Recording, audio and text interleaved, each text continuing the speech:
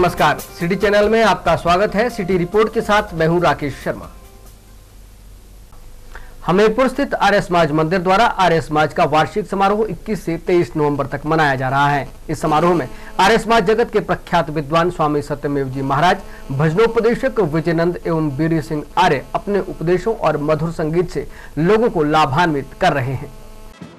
हमीरपुर में आर्य समाज मंदिर द्वारा आर्य समाज का वार्षिक समारोह 21 से 23 नवंबर तक आयोजित किया जा रहा है। वार्षिक समारोह के दौरान आर्य समाज मंदिर द्वारा पहले दिन हमीरपुर बाजार में शोभा यात्रा निकाली गई, जिसमें जिला हमीरपुर के अलावा अन्य जिलों से आए डीएवी स्कूलों के लगभग 500 बच्चों ने भाग लिया।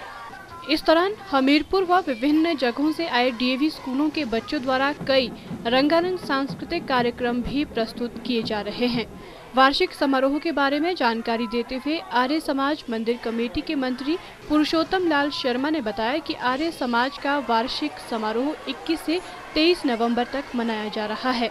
जो हमारा आर्य समाज का उद्देश्य है वो तो यही है कि समाज में जागृति लाई जाए, ताकि वो मत बताओ, छुआछूत और स्त्री शिक्षा, ये जो मुख्य मुद्दे हैं, इसके ऊपर ये आर्य समाज जो है ये शुरू से ही इसके ऊपर जागृत रहा है और समाज को भी जागृत करता रहा है।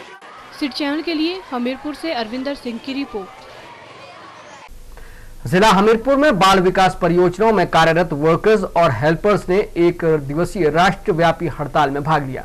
सैकड़ों आंगनबाड़ी कार्यकर्ताओं और हेल्पर्स ने केंद्र और राज्य सरकार के खिलाफ हमीरपुर के मुख्य बाजार और गांधी चौक पर जोरदार प्रदर्शन किया और नारेबाजी की।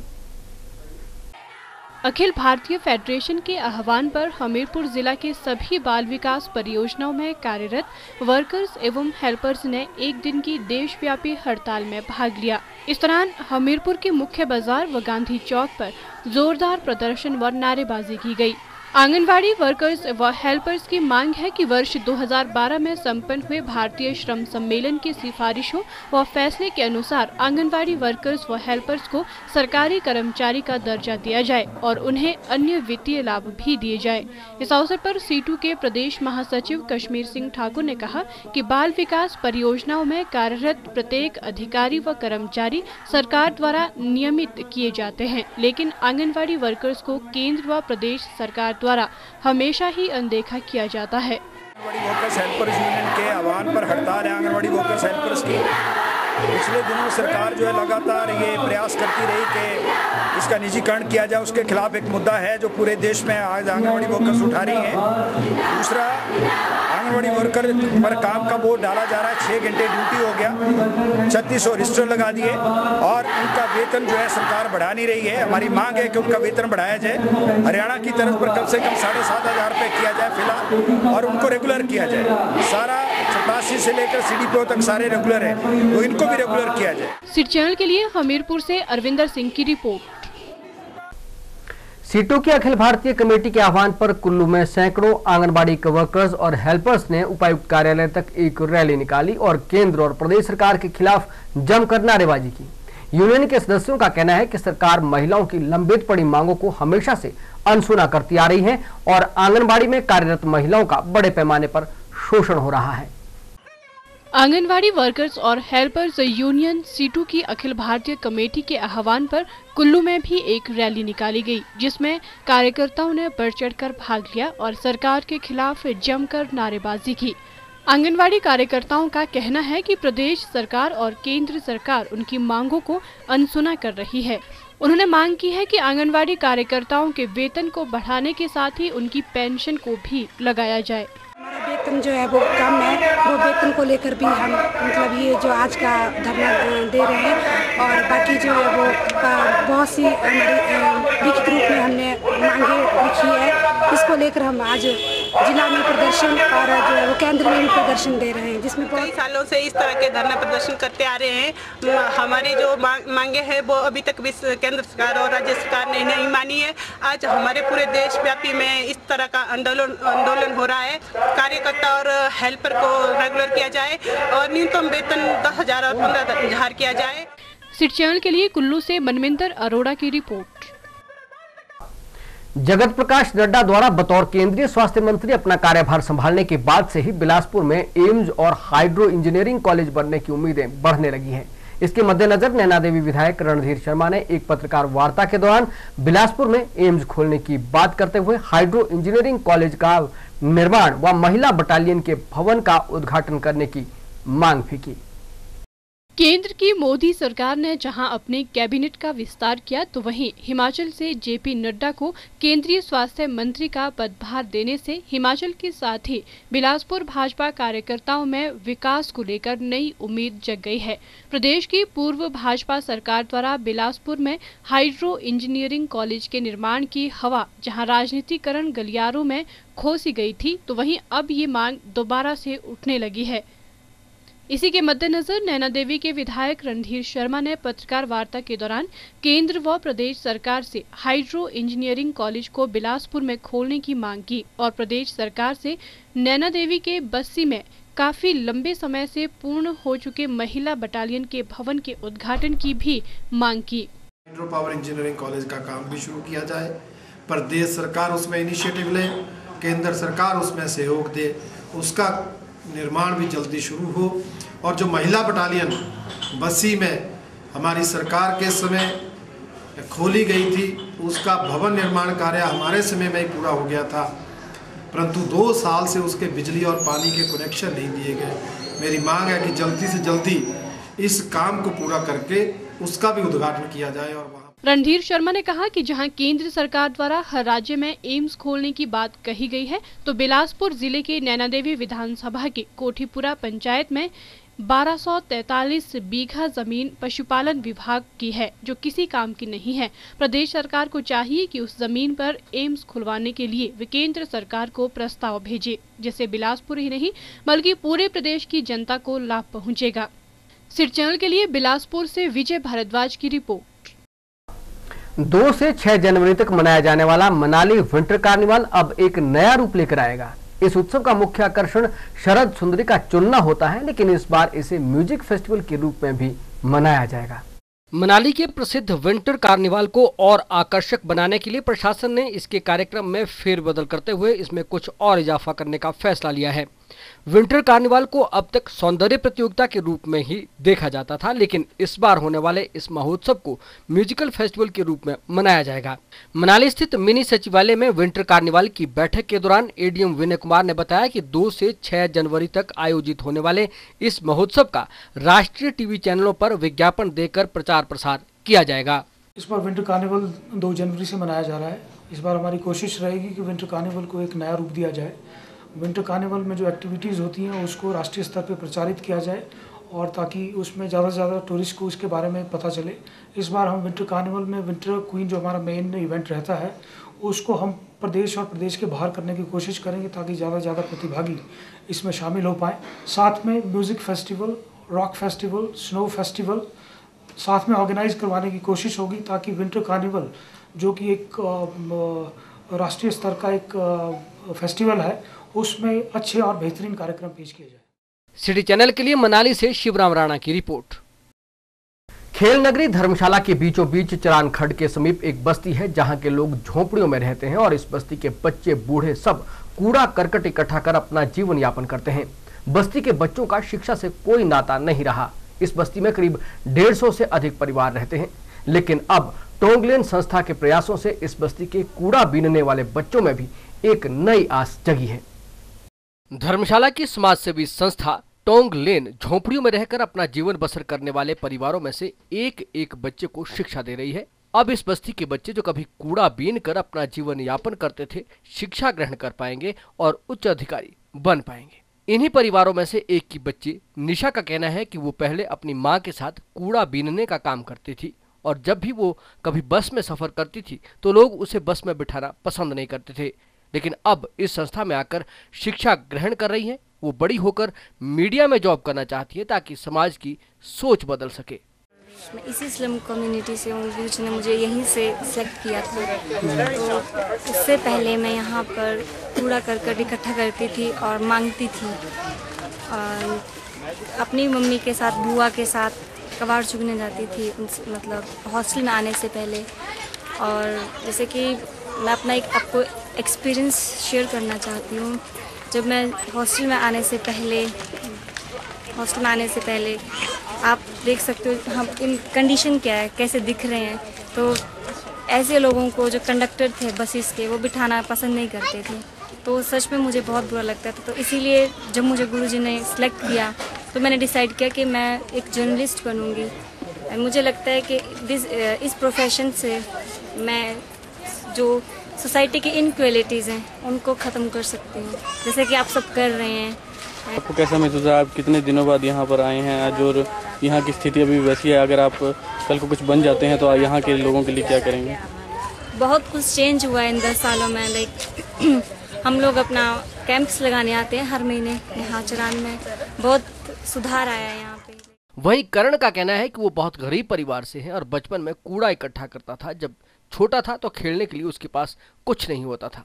वो अब शिक्षा ग्रहण कर रहा है और बड़े होकर बस्ती के लोगों के लिए कुछ करना चाहता है। वो जगह है जो 10 साल पहले मैं यहाँ इस जगह में रहता था, लेकिन गुरुजी जो मेरी ज़िंदगी में आया और मुझे एक ऐसे मुकाम तक पहुँचाया और मुझे एक मतलब ख़ास तरह की हमें मौका दिया पढ़ाई करने का। अब मैं भविष्य में अपने भविष्य में गोल को अचीव करके इन लोगों की सहायता करना चाहता हूँ, जैसे कि हमारे गुरुजी कर रहे हैं।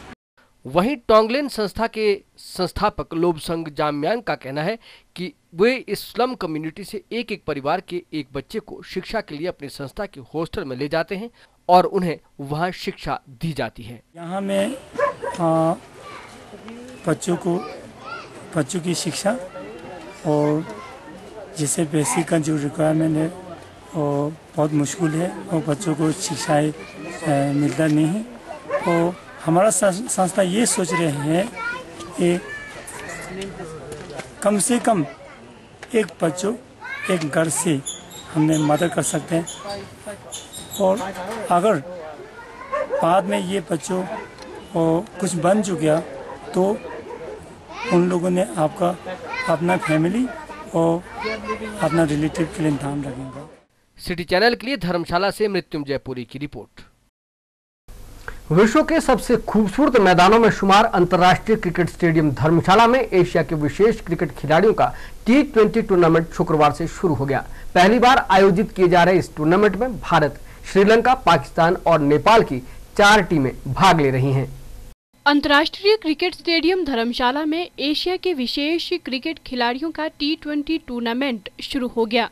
डीफ क्रिकेट सोसाइटी द्वारा पहली बार ऐसा आयोजन करवाया जा रहा है। डीफ सोसाइटी का कहना है कि विशेष आवश्यकता वाले खिलाड़ियों को मौका प्रदान करने के लिए ऐसी प्रतियोगिताओं का आयोजन समय समय पर करवाया जाता है। पहले दिन खेले गए मुकाबले में श्रीलंका ने नेपाल को 128 रनों से हराया। वहीं दूसरा मुकाबला भारत और पाकिस्तान के बीच हुआ, जिसमें भारत विजयी रहा। डेफ सोसाइटी ऑफ इंडिया जो है वो हिमाचल प्रदेश क्रिकेट एसोसिएशन के इस स्टेडियम में जो है वो 4 दिवसीय T20 एशिया कप का आयोजन कर रही है। इसके अंदर जो है वो पाकिस्तान, श्रीलंका और नेपाल के और भारत, ये 4 टीमें पार्टिसिपेट कर रही हैं। 23 तारीख को जो है वो इनका फाइनल मैच खेला जाएगा और इसके जो प्राइज डिस्ट्रीब्यूशन फंक्शन जो है वो भी 23 तारीख को जो है वो आयोजित किया जाएगा। हिमाचल प्रदेश क्रिकेट एसोसिएशन जो है वो इसमें अपना पूरा सहयोग दे रही है ताकि अक्षम बच्चे जो हैं जो उनको भी जो है वो समाज के साथ जुड़ के जो है वो उसका हिस्सा अपने को मान सकें। सिटी चैनल के लिए धर्मशाला से मृत्युंजय पुरी की रिपोर्ट। आंगनबाड़ी कार्यकर्ताओं ने राष्ट्रव्यापी आह्वान पर रामपुर में जोरदार प्रदर्शन किया, जिसमें रामपुर और कुमारसैन वृत्त की आंगनबाड़ी कार्यकर्ताओं ने हिस्सा लिया। आंगनबाड़ी वर्कर्स को सरकारी कर्मचारी घोषित करने और 15,000 मासिक वेतन करने की मांग कर रहे प्रदर्शनकारियों ने बाजार में रैली निकालने के बाद एसडीएम ऑफिस के समीप धरना प्रदर्शन किया। रामपुर में कुमारसैन और रामपुर वृत्त की आंगनवाड़ी वर्कर और हेल्पर्स ने रैली निकाली और रामपुर बस अड्डे से होते हुए बाजार में रैली निकालने के बाद एसडीएम ऑफिस के बाहर प्रदर्शन किया। उसके बाद एसडीएम के माध्यम से सरकार को अपनी मांगों से संबंधित एक ज्ञापन भेजा। प्रदर्शनकारियों को संबोधित करते हुए सीटू नेताओं ने कहा कि सरकार आंगनवाड़ी वर्कर्स व हेल्पर्स का शोषण कर रही है। आंगनवाड़ी वर्करों का कहना है कि आंगनवाड़ी कार्यकर्ताओं ने अपनी मांगों को लेकर रैली निकाली और प्रदर्शन किया। उन्होंने कहा कि वे आंगनवाड़ी वर्कर को नियमित करने की सरकार से मांग कर रहे हैं। हमारे यहाँ पे रामपुर में जो महिलाएं इकट्ठी हुई है, ये पूरी कुमासन प्रोजेक्ट और रामपुर प्रोजेक्ट की है। जो हम ये बार बार अपना ये धरना जो देते हैं, इस पर सरकार का कोई भी ये नहीं है, क्योंकि हमारा था कि भी हमें ये 10,000 और 15,000 रुपए दे। पीछे राजा साहब ने हमारे को 150 रुपये दिया और हमारे मुंह पे तमाचा मारकर वो 150 रुपये हमने हासिल किया। अब हम सरकार से यही कहना चाहेंगे कि जब तक हमें ये पक्का नहीं करते, तब तक ये हमें पंजाब के बराबर पैसा दे। सिरचैल के लिए रामपुर से विशेष नेगी की रिपोर्ट। धर्मशाला में 5 से 12 दिसंबर तक प्रस्तावित विधानसभा के शीतकालीन सत्र में भाजपा प्रदेश सरकार को महंगाई के मुद्दे पर घेरने के मूड में है और इसके लिए विपक्ष ने बाकायदा रणनीति भी बना ली है। शिमला में पत्रकारों से बातचीत करते हुए पूर्व मुख्यमंत्री व प्रतिपक्ष के नेता प्रेम कुमार धूमल ने कहा कि पेट्रोल और डीजल के दामों में केंद्र सरकार द्वारा भारी कटौती की गई, लेकिन इसके लाभ से आम जनता को वंचित करने के उद्देश्य से राज्य की कांग्रेस सरकार ने वैट में ही बढ़ोतरी कर दी। उन्होंने कहा कि प्रदेश में वन और खनन माफिया पूरी तरह से सक्रिय है और प्रदेश सरकार बेपरवाह बनी हुई है। उन्होंने कहा कि विधानसभा सत्र के दौरान विपक्ष सरकार को भ्रष्टाचार के मुद्दे पर घेरेगा। बहुत शोर सुनते थे पहलू में दिल का, जो चीरा तो कतराए खून ना निकला। बहुत लंबा सेशन होगा, एक स्पेशल सेशन नवंबर में होगा, फिर कहा नहीं दिसंबर में बहुत लंबा सेशन होगा। कुल मिला के 7 दिन की सिटिंग्स का अभी तक घोषणा हुई है, जो सचमुच में जितनी सिटिंग्स विधानसभा की होनी चाहिए उतनी नहीं कर पाए। और उसमें भी बहुत सारा एजेंडा विधानसभा के पास बचा था जब इसको एडजर्न किया गया था। मुद्दे बहुत हैं, जैसे आपने कहा। पिछले सत्र के बाद इस सरकार ने लगातार लोगों पे बोझ डाला है। पेट्रोल और डीजल की कीमत कम हुई तो उन्होंने वैट बढ़ा दिया। दालों की और खाद्य तेलों की कीमत बढ़ा दी है। लोगों की समस्याएं लगातार बढ़ रही हैं और सारे विधायक अपने अपने चुनाव क्षेत्र से स्थानीय समस्याओं का भी अध्ययन करके वो आंकड़े इकट्ठे करके वो भी ला रहे हैं। तो इन सब मुद्दों पे चर्चा होगी, भ्रष्टाचार पे चर्चा होगी, कानून व्यवस्था की स्थिति पे चर्चा होगी। जो जो माननीय अध्यक्ष महोदय अनुमति देंगे वो सारी चर्चाएं वहाँ करेंगे। सिरचैल के लिए शिमला से विक्रम कुमार के साथ अनीश चौहान की रिपोर्ट। शुक्रवार को आयोजित राजकीय senior secondary girls school Rohru ने अपने वार्षिक पारितोषिक वितरण समारोह में एक से बढ़कर एक कार्यक्रम पेश कर दर्शकों और अभिभावकों की खूब तालियां बटोरी। समारोह में रोहड़ू कांग्रेस मंडल के अध्यक्ष ईश्वरदास छवारू ने बतौर मुख्य अतिथि शिरकत की। शुक्रवार को राजकीय senior secondary girls school Rohru में वार्षिक पारितोषिक वितरण समारोह का आयोजन किया गया, जिसमें कांग्रेस मंडल रोहड़ू के ईश्वरदास छवारू ने बतौर मुख्य अतिथि शिरकत की। इस मौके पर स्कूल की छात्राओं ने एक से बढ़कर एक रंगारंग सांस्कृतिक कार्यक्रम प्रस्तुत कर उपस्थित दर्शकों व अभिभावकों की खूब तालियां बटोरी।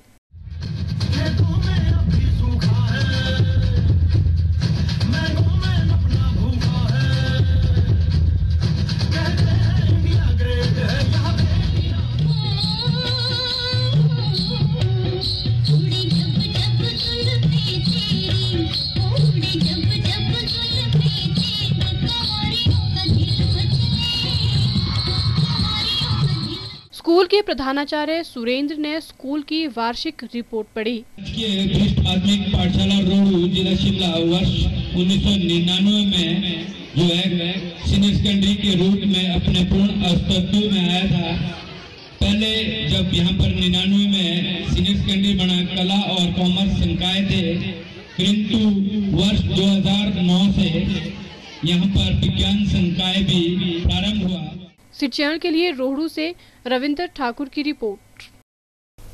सोलन जिला के सुबाथू में बुधवार को सरकारी बाल स्कूल आग की चपेट में आ गया, जिससे 100 साल पुराना भवन जलकर राख हो गया। ऐतिहासिक शिक्षा भवन और सन 1905 का रिकॉर्ड भी इसमें जलकर खाक हो गया। हालांकि आग लगने के कारणों का अभी तक कोई पता नहीं चल पाया है। सोलन जिला के सुबाथू स्थित सरकारी बॉयज स्कूल आग लगने के कारण पूरी तरह जलकर राख हो गया। हालांकि आग लगने के कारणों का अभी तक कोई पता नहीं चल पाया है। परंतु इस घटना को अंजाम देने में शरारती तत्वों पर शक होने के कारण पुलिस ने अज्ञात व्यक्तियों के विरुद्ध धारा 336 के तहत मामला दर्ज कर छानबीन शुरू कर दी है। आर्मी स्टाफ को फोन किया गया व फायर ब्रिगेड को फोन किया गया। आर्मी की तुरंत गाड़ियां मौका पर आई, आर्मी के जवान भी मौका पर आए और उसके बाद दमकल विभाग की 2 गाड़ियां मौका पर पहुंची, जिसकी सहायता से और वह सुबाथू के ग्रामीणों की सहायता से आग को बुझाया गया और आग पर काबू पा लिया गया। इसमें मुकदमा छेड़छाड़ धारा 336 आईपीसी दर्ज रजिस्टर थाना धर्मपुर किया गया है। स्कूल के चौकीदार ने करीब रात 12 बजे स्कूल की ऐतिहासिक इमारत में आग भड़कती देख सबसे पहले इसकी सूचना पुलिस व छावनी परिषद को दी, जिसके बाद छावनी ने आपात स्थिति को देखते हुए सायरन बजाकर सभी क्षेत्रवासियों को चौकन्ना किया। सेना के जवानों व छावनी परिषद के कर्मचारियों ने भी फायर ब्रिगेड के साथ मोर्चा संभाला, परंतु कठिन प्रयासों के बावजूद भी आग की चपेट में पूरी इमारत आंखों के सामने स्वाह हो गई। स्कूल के प्रधानाचार्य संदीप बहाल ने जानकारी देते हुए कहा कि स्कूल के चौकीदार ने आग लगने की उन्हें फोन पर सूचना दी। सूचना मिलते ही वे अपने स्टाफ के साथ स्कूल पहुंचे। उन्होंने कहा कि आग के कारण स्कूल दाखिला व त्याग रिकॉर्ड का कोई नामो निशान नहीं रहा है। साथ ही स्कूल का एक बहुत बड़ा भवन भी जलकर राख हो गया। इसमें लगभग 10 के करीब कमरे थे, जिसमें कि मेन जो 6ठी से 10वीं तक क्लास बैठती थी, साथ में साइंस की जो कक्षा वो भी बैठती थी, कॉमर्स की जो क्लास है वो भी इसमें बैठती थी। इसके अलावा जो स्टाफ रूम है और जो दूसरे जो एसएस के रूम थे और जो है म्यूज़िकल रूम था, तो उसमें जो म्यूज़िकल इंस्ट्रूमेंट्स हमारे जो काफ़ी कॉस्टली भी थे, इसमें कई हाँ तो 5 लाख के करीब तो म्यूज़िकल इंस्ट्रूमेंट्स ही थे हमारे, वो थे। इसके अलावा जो स्टाफ रूम है उसमें हमारा फर्नीचर भी जो नया ही आया था, चेयर्स वगैरह टेली वगैरह वो थी। जो क्लासरूम में जो डेस्क वगैरह थे वो भी। इसके अलावा जो है हमारे जो रिकॉर्ड है, जैसे एग्जामिनेशन के हुए और जो एडमिशन विड्रॉल के हुए, तो वो सारा रिकॉर्ड भी हमारा इसमें था। आगजनी की इस घटना में लगभग 70 लाख के नुकसान का अनुमान लगाया जा रहा है। स्कूल भवन जलने से करीब 200 बच्चों की शिक्षा प्रभावित होने की चिंता अभिभावकों को सताने लगी है। इमारत जलने के बाद अब बच्चों को ठंड के मौसम में लंबे समय तक खुले आसमान के नीचे शिक्षा ग्रहण करनी पड़ सकती है। स्कूल के एसएमसी के अध्यक्ष ज्ञान ठाकुर ने सरकार से मांग की है कि उन्हें जल्द ही कोई स्थान उपलब्ध करवाए ताकि परीक्षाओं में छात्रों को कोई परेशानी ना हो। ये स्कूल सन 1905 से चल रहा है और ये जो बिल्डिंग जली है ये लगभग इतनी साल पुरानी है, लगभग 110 साल पुरानी ये बिल्डिंग थी और हम खतरनाक थी कि आधे घंटे में ये सब जलकर राख हो गया। सिटी चैनल के लिए सोलन से दयाराम कश्यप के साथ सोम मेहता की रिपोर्ट। हिमाचल प्रदेश विश्वविद्यालय में फर्जी मार्क्सशीट का मामला सामने आने से शुक्रवार को एसएफआई के छात्रों द्वारा उपायुक्त कार्यालय के समक्ष धरना प्रदर्शन किया गया। एसएफआई विजिलेंस से कार्रवाई करने की मांग कर रही है। एसएफआई की विश्वविद्यालय इकाई ने फर्जी मार्कशीट मामले के लिए पूरी तरह से विश्वविद्यालय प्रशासन को जिम्मेदार ठहराया है। एसएफआई के इकाई अध्यक्ष राहुल चौहान ने कहा कि प्रशासन के संरक्षण में ही विश्वविद्यालय में बार बार इस तरह के फर्जीवाड़े सामने आ रहे हैं। उन्होंने कहा कि विश्वविद्यालय प्रशासन ने 12 नवंबर को आ चुकी इस शिकायत के बावजूद इस पर कोई कार्यवाही क्यों नहीं की। राहुल चौहान ने कहा कि परीक्षा शाखा में कार्यरत असिस्टेंट रजिस्ट्रार के बेटे की बीए अंतिम वर्ष की फर्जी मार्कशीट कंप्यूटर शाखा में तैयार करवाई जा रही थी। उन्होंने इस मामले में विजिलेंस से निष्पक्ष जांच की मांग की है। पिछले कल विश्वविद्यालय के अंदर एक फर्जी मार्कशीट का मामला हम लोगों के सामने आया था और आज विश्वविद्यालय की अथॉरिटी जिस तरीके से उस मामले के ऊपर एक राजनीतिक बयान दे रही है कि 12 तारीख को ये फर्जी मार्कशीट कंप्यूटर ब्रांच से इशू की गई थी और 13 तारीख को अगर ये मामला वाइस चांसलर के पास चला गया था तो वाइस चांसलर ने ये मामला पुलिस के अंदर दर्ज क्यों नहीं करवाया, क्योंकि ये मामला अति गंभीर है और इस तरीके के मामले वाइस चांसलर के कार्यकाल के अंदर इससे पहले भी विश्वविद्यालय के अंदर आए हैं। और जिस तरीके से वाइस चांसलर महोदय मीडिया के अंदर बात कर रहे हैं कि हमने एक कमेटी इसके अंदर कंस्टिट्यूट की है, लेकिन इसी मीडिया के माध्यम से हम उनसे भी सवाल पूछना चाहेंगे कि जो कमेटियां उन्होंने इससे पहले इस तरीके की फर्जी मार्कशीट के अंदर कंस्टिट्यूट की थी उसके अंदर भी कोई कार्रवाई इसके अंदर इन लोगों ने नहीं की। आज हम इसके अंदर मांग कर रहे हैं कि विजिलेंस की टीम इसके अंदर इंक्वायरी करे और जुडिशियल इंक्वायरी वाइस चांसलर के ऊपर भी बिठाई जाए, क्योंकि ये पूरे कारनामों को जो शय दी जा रही है वाइस चांसलर द्वारा ही इस यूनिवर्सिटी के अंदर दी जा रही है। सिटी चैनल के लिए शिमला से विक्रम कुमार के साथ अनीश चौहान की रिपोर्ट। सोलन में वैश्य समाज संस्था का दूसरा स्थापना दिवस 23 नवंबर को धूमधाम से मनाया जाएगा, जिसमें संस्था द्वारा सोलन शहर के सामाजिक कार्यकर्ताओं को सम्मानित किया जाएगा। ये जानकारी संस्था के संरक्षक पवन गुप्ता ने पत्रकार वार्ता के दौरान दी। सोलन में आयोजित पत्रकार वार्ता के दौरान वैश्य समाज संस्था सोलन के संरक्षक पवन गुप्ता ने कहा कि संस्था द्वारा हर सामाजिक दायित्व को पूरा करने का प्रयास किया जाता है, जिसमें गरीबों और जरूरतमंदों की हर संभव सहायता भी की जा रही है। उन्होंने कहा कि संस्था इस वर्ष बेटी है अनमोल कार्यक्रम के अंतर्गत जरूरतमंद बेटियों को गोद लेने जा रही है। साथ ही सोलन को सुंदर, स्वच्छ और हरा भरा बनाने का प्रयास किया जा रहा है। 23 तारीख को दूसरा स्थापना दिवस मनाया जा रहा है। इस कार्यक्रम में हम अपने पिछले साल के प्रोजेक्ट्स जो हमने किए हैं वो रखेंगे और अगले आने वाले समय में क्या क्या प्रोजेक्ट्स हम करने जा रहे हैं उसका ब्यौरा दिया जाएगा। अभी तक हमने सामाजिक कार्य करते हुए, धार्मिक कार्य करते हुए कुछ प्रोजेक्ट्स किए हैं, जिसमें पौधारोपण हो गया, सफाई अभियान, मेडिकल कैंप, स्कूल में बच्चों को सहयोग करना, किसी गरीब कन्या की शादी के लिए मदद करना या किसी गरीब बच्चे की हार्ट सर्जरी के लिए पैसे देना, इस तरीके के समाज की सहयोग से कार्य किए। आने वाले समय में स्वच्छ सोलन अभियान, बेटी अनमोल अभियान और अन्य प्रोजेक्ट्स जो है वो चलाए जाएंगे। सिटी चैनल के लिए सोलन से दयाराम कश्यप के साथ सोम मेहता की रिपोर्ट। प्रदेश में अनुसूचित जाति से संबंधित लोगों को लाभ पहुंचाने के उद्देश्य से कांग्रेस पार्टी अनुसूचित जाति प्रकोष्ठ को और संगठित व मजबूत किया जाएगा। ये बात कांग्रेस पार्टी अनुसूचित जाति प्रकोष्ठ के नवनियुक्त अध्यक्ष सुरेश कुमार ने शिमला स्थित कांग्रेस मुख्यालय राजीव भवन में पत्रकार वार्ता के दौरान कही। उन्होंने कहा कि प्रकोष्ठ समाज के हर वर्ग को साथ लेकर आगे बढ़ेगा।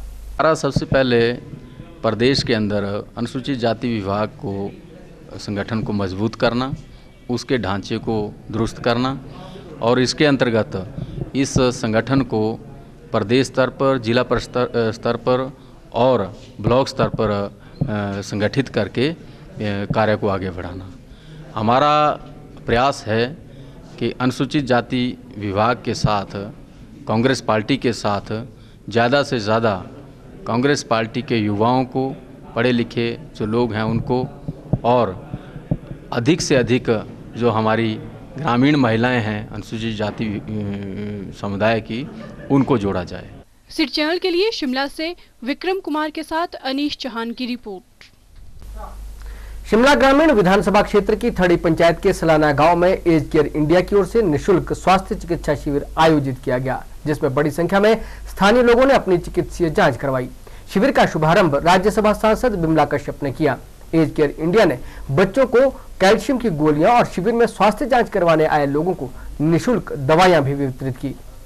शिमला जिला के शोघी के साथ लगती थड़ी पंचायत में एज केयर इंडिया के शिमला चैप्टर द्वारा निःशुल्क चिकित्सा शिविर का आयोजन किया गया, जिसमें सांसद बिमला कश्यप ने बतौर मुख्य अतिथि शिरकत की। इस अवसर पर एज केयर इंडिया के अध्यक्ष जी.के. नाग ने कहा कि संस्था इस तरह के शिविर आयोजित कर अधिक से अधिक लोगों को स्वास्थ्य लाभ देने का प्रयास कर रही है कि हम गाये बुजुर्गों की चिकित्सा के लिए काम करते रहते हैं। सबसे बड़ी जो दिक्कत बुजुर्गों को होती है वो है सेहत की, और सेहत ठीक रहे तो सब कुछ ठीक है, सेहत ठीक नहीं रहे तो पैसा भी जितना मर्जी हो, प्रॉपर्टी जितनी मर्जी जिसकी हो, उसका कोई खास फायदा होता नहीं है। इसलिए हम चिकित्सा शिविर लगाते रहते हैं। शिविर में बतौर मुख्य अतिथि शरीक हुई सांसद बिमला कश्यप ने कहा कि एज केयर इंडिया ग्रामीण क्षेत्रों में भी लोगों को स्वास्थ्य सुविधाएं देकर सराहनीय काम कर रही है।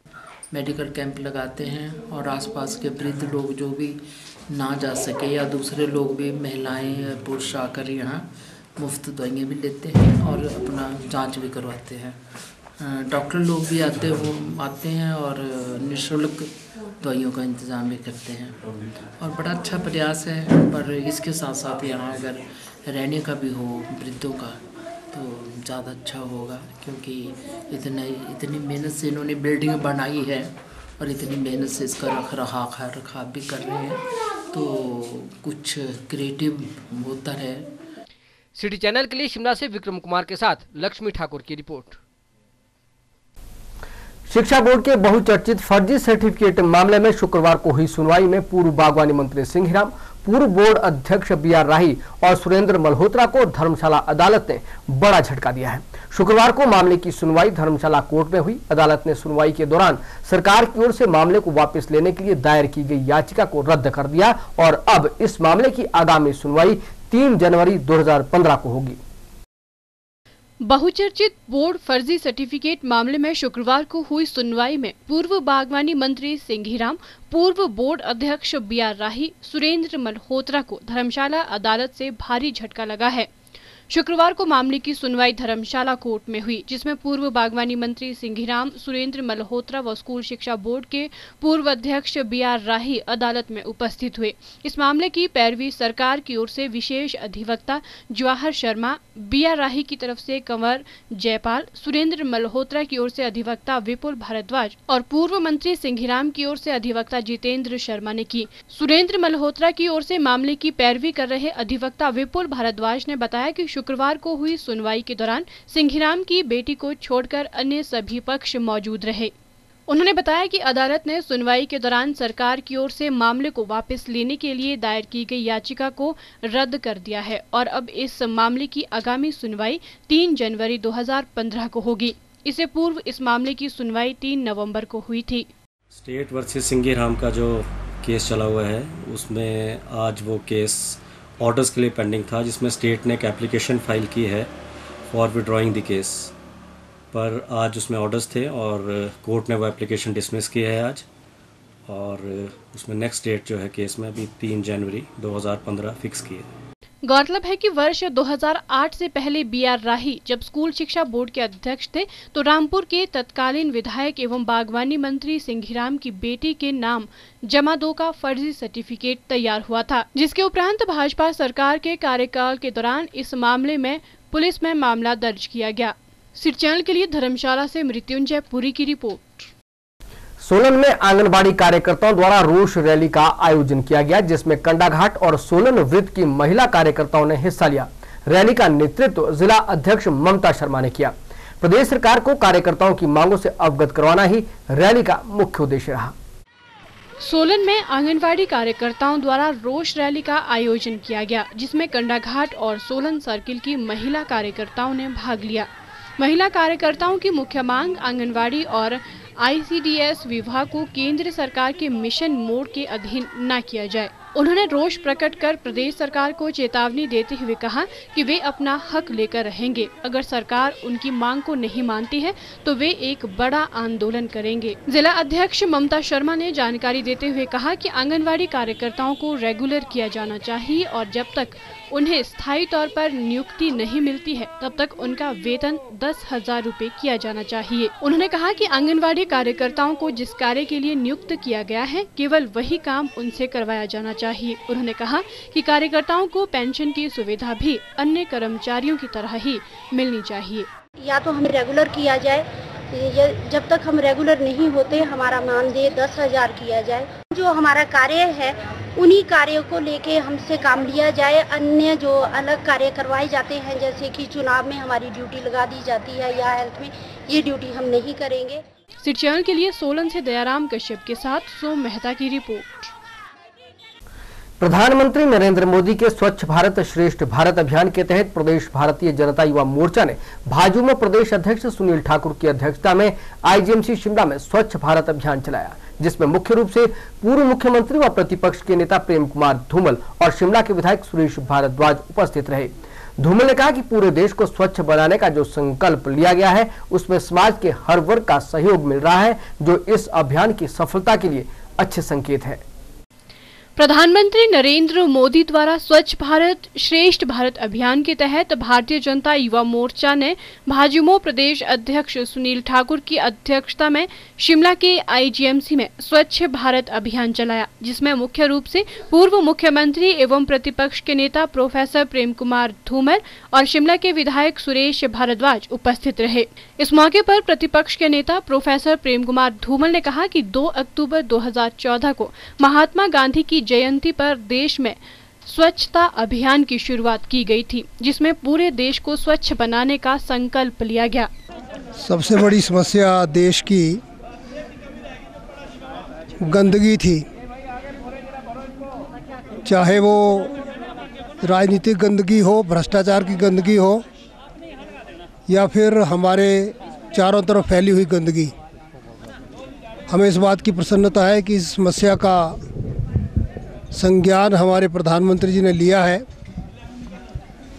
और महात्मा गांधी के जन्मदिन पर इस अभियान का शुभारंभ किया। ये बहुत अच्छा अभियान चला है। कुछ लोग जो पहले इस तरफ ध्यान नहीं देते, उनका ध्यान भी इधर आया है। देश के प्रमुख व्यक्तित्व आसपास के, अपने आसपास और सब जगह सफाई के लिए प्रयास कर रहे हैं। ये बहुत बड़ा एक लक्ष्य रखा गया है और मुझे विश्वास है कि अंततः ये जन आंदोलन बनकर सारे भारत को, जो सपना प्रधानमंत्री ने देखा है कि 2019 में जब महात्मा गांधी जी का हम 150वां जन्मदिन मनाएंगे, उस समय तक भारत दुनिया को सबसे स्वच्छ राष्ट्र के तौर पे नजर आएगा। इस मौके पर भाजयुमो के प्रदेश अध्यक्ष सुनील ठाकुर ने कहा कि भाजयुमो मोदी के सपने को पूरा करने के लिए प्रदेश में इस अभियान को वर्ष भर चलाएगा। 14 मई से हमारा स्वच्छ भारत अभियान मोदी जी ने जो लॉन्च किया है, स्वच्छ भारत श्रेष्ठ भारत अभियान, और युवा मोर्चा ने राष्ट्रीय स्तर पर अनुराग ठाकुर जी ने विशेष तौर पर भारतीय जनता युवा मोर्चा के लिए ये अभियान लॉन्च किया था, जो हमारा 14 मई से कुल्लू से मैंने शुरुआत की थी। वैसे ये विशेष तौर पर तो हमारा 7 दिन था, परंतु ये साल भर हमारा अभियान रहेगा, जिसमें हम अपने हॉस्पिटल्स, अपने जो हमारे टेम्पल्स हैं और इसके अलावा जो हमारी बाउंडियाँ हैं, उनकी हम विशेष तौर पर सफाई करेंगे और इसके बाद हम स्कूल और कॉलेज के अंदर अवेयरनेस कैंपेन चलाएंगे सफाई के लिए। सिटी चैनल के लिए शिमला से विक्रम कुमार के साथ अनीश चौहान की रिपोर्ट। शिमला के राजकीय वरिष्ठ माध्यमिक विद्यालय संजौली ने शुक्रवार को अपना वार्षिक पारितोषिक वितरण समारोह मनाया, जिसमें स्कूल प्रबंधन समिति के अध्यक्ष दुनीचंद ने बतौर मुख्य अतिथि शिरकत की। कार्यक्रम में स्कूली बच्चों ने विभिन्न सांस्कृतिक कार्यक्रम प्रस्तुत कर उपस्थित अध्यापकों और अभिभावकों का भरपूर मनोरंजन किया। इन दिनों स्कूलों में वार्षिक पारितोषिक वितरण समारोह की धूम है। इसी कड़ी में शिमला के गवर्नमेंट स्कूल संजौली में वार्षिक पारितोषिक वितरण समारोह का आयोजन किया गया, जिसमें स्कूल के एसएमसी के प्रधान दुनीचंद ने बतौर मुख्य अतिथि शिरकत की। इस मौके पर स्कूल के नन्हे बच्चों ने विभिन्न प्रकार के रंगारंग सांस्कृतिक कार्यक्रम प्रस्तुत कर खूब समा बांधा।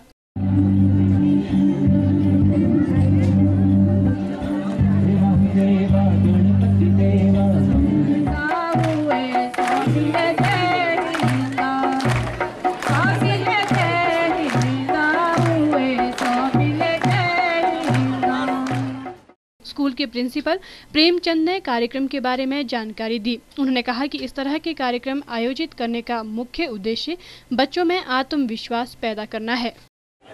इस प्रकार के स्कूलों में आयोजन करने का तात्पर्य ये है कि साल भर की जो गतिविधियां रहती हैं, जिसमें बच्चे जो हैं वो प्रथम और द्वितीय तृतीय स्थान पर आते हैं, उनको एक प्रकार का प्रोत्साहन मिलता है, मोटिवेशन मिलता है, ताकि दूसरे बच्चे भी इस बात से सीखें और विभिन्न प्रकार की जो प्रतियोगिताएं हैं उनमें हिस्सा लेकर अगले साल जो है वो अच्छे से अच्छे इनाम जो वो हासिल करें। मुझे बड़ी प्रसन्नता से आपको ये कहना पड़ रहा है कि सारे स्टाफ मेंबर्स ने और ख़ास करके सभी बच्चों ने, जो कि लगभग 750 के लगभग बच्चे हमारे पास पढ़ते हैं, उन्होंने इसमें बढ़ चढ़ कर हिस्सा लिया। सिटी चैनल के लिए शिमला से विक्रम कुमार के साथ लक्ष्मी ठाकुर की रिपोर्ट।